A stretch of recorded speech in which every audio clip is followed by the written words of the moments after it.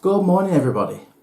My name's David Inman and the date today is the 1st of April 2020 and this is not an April Fool. Today the guidelines for new firms wanting to become an RICS regulated firm come into place.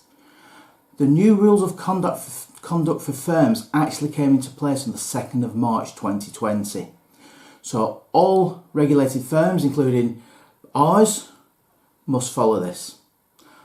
It's very important for all APC candidates to know that the rules of conduct for firms has changed in March 2020 and also the requirements of these.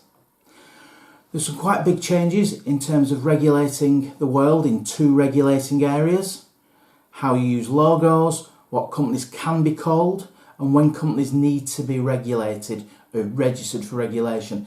This all changed in March 2020. The rules have actually been in place voluntarily since the 1st of April 2019, but March 2020 is when they become mandatory. If you're wanting to find information on this, the first port of call are the rules of conduct themselves, and I'll put the link to those in the text below. Also, our Udemy online course on ethics, rules of conduct and professionalism covers all of this. And it also gives a simulated exercise for APC candidates to meet their level 3 APC competency requirements.